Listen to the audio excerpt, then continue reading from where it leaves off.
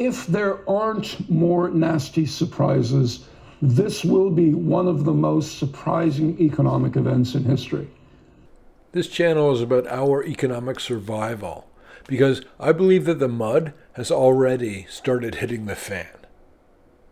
I know it may seem like we cover a very broad range of topics, but understand and trust, please, that I'm only bringing you the content that I believe you absolutely need to see to understand the point I'm trying to tell you. To that end, all these major pivotal events happening in China right now all at once, they are going to affect you directly and significantly. You might not see how right now, but if you're in that camp, please just stick with me for a really quick minute and I'll explain exactly how you need to keep an eye on all of this stuff. There's a real estate meltdown, and that's the biggest part of the world's second largest economy. And it's in free fall. And all this zero COVID policy is completely backfiring. And of course, the elephant in the room, the invasion of Taiwan. But I don't have the time to focus on all of this in one video. So I watched President Xi's New Year's Eve address to the nation, and he mentioned or alluded to Taiwan, Hong Kong later. He spoke on the GDP and on the strength of the economy. But what's the one thing he did not talk about in his speech at all when he covered every topic that matters to people of China? He did not even go near the topic or the concept of real estate. And so that's how you know it's really bad. So we're going to focus on that mainly in this video, a little bit of the zero COVID backlash. And finally, a lot of this content is from the CNA Insider. And I put a link below this video and at the end of the video so you can see their take, which was on everything that's going on in the real estate meltdown in China. When China embarked on reforms to remake its economy in 1978, only 18% of its citizens lived in cities. Today, it boasts an urbanization rate of 64%. More than 900 million Chinese citizens now live in cities and towns. You could also see those same trends of people moving from the countryside into cities and the amount of protein they eat, the amount of electricity used.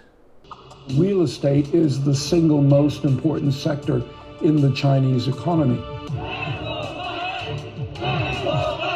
Anger erupting among Chinese home buyers as property developers hold construction on their homes. Many now refuse to make mortgage payments. That is an example of when a system breaks down, when it's not only under pressure or strain, but a large collection of people stops paying for the mortgages they're obliged to pay for. That will lead to a complete system-wide breakdown. According to estimates by Bank of America, close to 9% of housing projects under construction across China have become so-called 烂尾楼 or rotten tail buildings, a name for unfinished housing projects. An estimated 2.4 million families can't move into the homes they paid for, affecting a total of 7.3 million people. And just before we get into how the entire real estate sector of China is breaking apart, I want to go and dip into the archives to get into a little bit of the backlash of the coronavirus I was telling you about earlier. And what I've told you before is the zero COVID policy is going to backfire because China, for all intents and purposes, has not experienced the waves of coronavirus that every other country in the world has gone through. So you don't have that herd immunity, you don't have the adaptation to the virus as it sweeps through. Now they're going through it for the first time. And what I said as well is you can do zero COVID policy till you're blue in the face. It's still not going to stop the virus from eventually running rampant through the whole country. In making the threat to the bank, Tian is again joined by many others. Since July, homebuyers in over 100 cities across China have declared a mortgage boycott.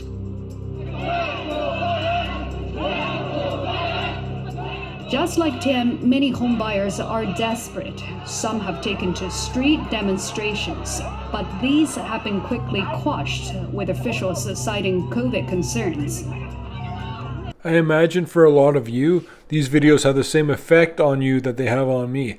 I feel bad for the people, just like us, suffering because they got completely ripped off. But I also feel gratitude for the type of society that we live in, where you can speak your mind. It doesn't mean the SWAT team's going to kick down your door. Backed into a corner, homebuyers have threatened to stop payments on their mortgage in over 300 projects. In early July, a slew of them shared their mortgage boycott plans on Chinese social media sites. The authorities quickly moved to restrict such posts. Since mid-July, there has been almost no more public posts threatening mortgage boycotts, but the underlying issues remain. According to rating agency S&P, 40% of Chinese developers are now in so-called financial distress, and they've stopped work on 20% of their projects so far. Things could still get worse. The agency says potentially half the projects under these developers can go rotten tail. First of all, do you see how China, which I always describe as a python, squeezed away the dissent? You make a comment in social media about a mortgage boycott and all of a sudden it disappears, and then maybe people start disappearing. It's like a boa constrictor. They don't do anything too quickly. They squeeze you out over time. And second of all, do you see how many developers are under a lot of pressure? Where they're in the same situation as Evergrande, only on a smaller scale. It's pervasive across the entire system. The aspect of the Chinese economy that is to do with real estate is absolutely shattering. Between 1979 and 2021, China built 23 billion square meters of housing. The amount of floor space an average Chinese urban resident occupies grew from just 7 square meters, more than 5-fold, to 36 square meters, on par with the developed world's average. Private developers came to dominate the market. And maybe you say, well, there's not enough regulation of the industry. That's the problem. Sure, to a certain degree, maybe, yeah. But it was actually the regulation that set off this entire avalanche. It happened when the Chinese party introduced the 3 red lines doctrine, which is no different than just basically a stress test. And Evergrande, for example, failed all 3 of those. And that's when they started taking notice. It's almost as though regulation can set off a lot of the downside, even if you look at some of the stuff that's going on with the cryptocurrencies lately. Upon signing a contract, a home buyer would pay a 40% down payment and take out a bank loan to cover the rest. The bank would start paying the developer right away, and the home buyer would need to service the mortgage, sometimes before a single brick is laid. You can see how they got basically screwed over. Average people take the hit. Average people take the pain always. That's why you see police arresting people who are so ruined and angry because they lost their entire life savings. And that will just go on until there's not enough people protesting anymore. It won't go any differently in America. And in a lot of ways, the middle class, regular people, are taking the hit for all the mistakes that a lot of people who should have known better and should have intended better made. But I forgot to put one more part of the earlier part, so I'm going to do it right now. I have to do it right now, and then we're going to get back into the absolute shattering of the Chinese real estate market. This virgin coronavirus situation is going to lead to higher prices for things for you on the shelf. It's going to make more production delays. It's going to make more shipping delays and backlogs. And what does that lead to? You know, it leads to inflation in certain products. Limited supply of goods, a lot of money chasing them, you're paying more for stuff. If you can acquire the things at all. According to The Economist, China builds about 15 million homes a year, 5 times that of America and Europe combined. Chinese developers became behemoths. Among the largest, China Evergrande. An extreme example would be Evergrande. At its peak, Evergrande had more than 1,300 projects across China. A total of 12 million families lived in homes it built. And for future expansion, it amassed a land bank bigger than the island of Manhattan. Part of the problem with any type of investing is that when something works, the people who are doing it and it works will continue to do it, and then they will bring more people into the concept, and soon everybody's doing the thing that works. And that drives it even harder, drives it more aggressively higher. Real estate prices are going up, so real estate prices go up, so real estate prices go up. It just keeps on climbing until it reverses. And the further it went, the faster it went, the higher it reached, the more pain on the way down. And you're seeing all the pain distributed among millions of Chinese investors. In late 2021, Evergrande became the first major Chinese developer to default on its debts. The company has since disclosed that it owes banks, bondholders, and suppliers $300 billion in total, the equivalent of 2% of the Chinese GDP. That's an example of a default overseas. You're going to see a lot of them here in America, but you're also going to see them all over Europe, all over Asia. There's going to be a lot more bankruptcies and defaults worldwide. Cut off from capital, Evergrande was unable to borrow enough to pay interest on its old debts, let alone complete unfinished projects. When you can't even pay the interest, let alone paying off some of the principal. That's what I always talk about with these zombie companies. And there's a lot of publicly listed zombie companies in America right now. But Evergrande couldn't even pay the carrying costs. That means the interest on the debts that they had. When you get a credit card bill, there's a carrying costs as the interest payment you make, which is different than the actual principal amount owing. But that's how it starts. You'll start to see companies and businesses unable to pay even the carrying costs. Those are the walking dead.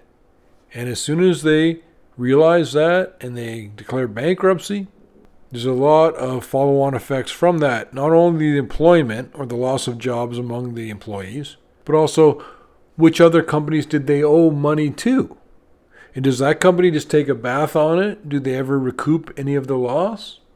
At first, the authorities tried to stem rising property prices with purchase restrictions. When that didn't work in early 2021, China came out with 3 red lines.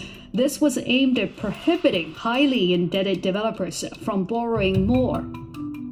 Evergrande breached all 3 red lines. When it couldn't borrow, it failed to make interest payments on its debts by mid-2021.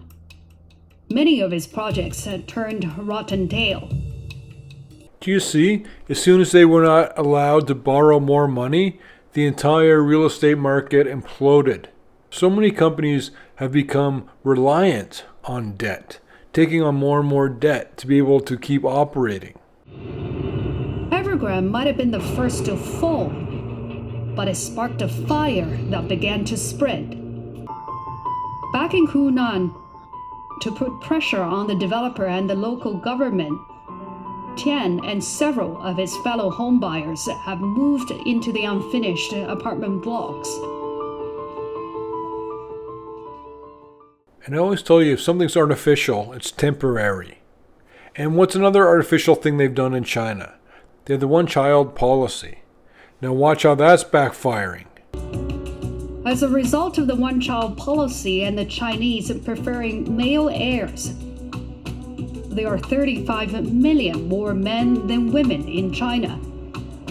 That creates intense competition for brides, with men often having to prove their material worth to their prospective in-laws, a dynamic dubbed 丈母娘经济, the mother-in-law economy.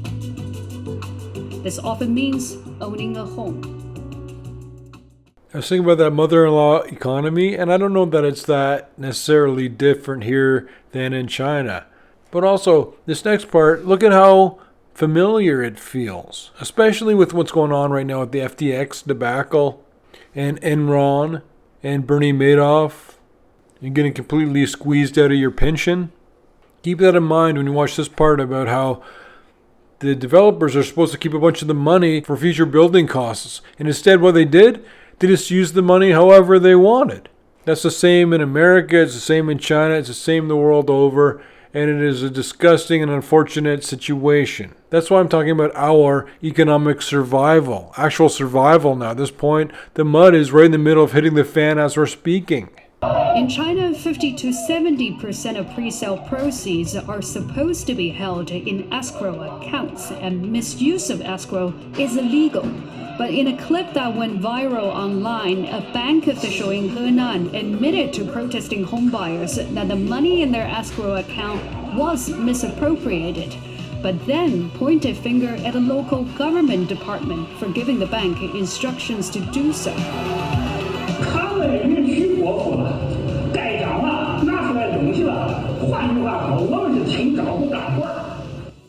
That is just another example of what will happen in America too. You point the finger, you shift the blame. Maybe it wasn't his fault, maybe it was someone else's fault. But let's get into some comparisons between the real estate market in China compared to what we're dealing with in America. So in theory, if American real estate were correctly valued, Chinese real estate should be about 3/4 the value of American real estate. And yet Chinese real estate is worth more than twice American real estate and more than 3 times European real estate. And that makes no sense at all. That's logically impossible to explain.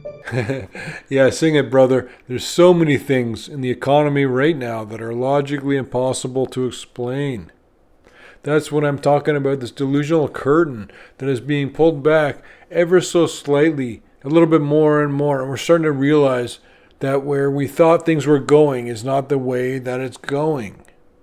People thought they needed to buy a house before prices got out of control. People thought they needed to pile into some of these speculative investments before it was too late. This is just another example of another impossibility. Things are not acting in the investment world like they have been for my entire career, especially lately. In the past 10 years, average home prices have more than doubled in Beijing, rose 150% in Shanghai, and almost quadrupled in the southern city of Shenzhen. It is estimated that up to 70% of household wealth in China is tied up in property. It was once said that property speculation was China's national sport. In this next part, pay super special attention to the speed of the collapse. He's talking about what happened in 1 month. 当限购政策出来了以后，不到1个月的时间，其实燕郊的这个地方呢，接近屯展，相当于是已经掉价掉到了原来价值的2/3，只留有1/3，差不多这个样子。In case you missed that, it was 2/3 in 1 month. Prices cannot go up forever, and they will never come down in a nice, gentle way. It will always be painful when they come down. Ultimately, the total value of residential real estate to GDP is typically around 100%. In the US right now, it's about 120%, so that's very high. In China, it's about 350%, which suggests it has a long ways to go down before it becomes normal. And just in case you're wondering how this all is playing out, check out this part. Property developers are going bankrupt, homes stand unfinished, and housing prices are dropping across the country. Some people are worried that this will trigger something similar to the 2008 global financial crisis, which started when a mortgage meltdown in the US destroyed American investment bank Lehman Brothers. If there aren't more nasty surprises, this will be one of the most surprising economic events in history. Right? We don't know, but it's really, really likely that we're going to see a rise in insolvencies for all of the structural reasons that have happened in the past. Yes, exactly. But also, this next part, I want you to pay attention to the fact that they put all of the problem and all of the blame on the shoulders of regular people. In a policy document, the Chinese government says the responsibility to tackle rotten tail homes lies primarily with local governments. But some question if the local governments have enough resources. Longer time viewers will remember how I told you that governments in China, municipal governments, get a lot of their income from real estate. Now what happens? Just like I told you, the pension crisis. All of a sudden they have to ask you for more money while they're cutting back on services. This is the way it deteriorates when you have fiscal irresponsibility. China is unusual in the extent of to which local governments, both provincial and municipal authorities, rely on land sales to finance themselves. In Shangtan, where Tian and Lee's unfinished apartments stand, the local government is so cash-strapped. 2 bridges it started building 10 years ago still stand unfinished. In Guangzhou, this giant lakeside development has been standing unfinished for 25 years, despite rounds of government interventions. Dozens of families have been living here since construction was abandoned.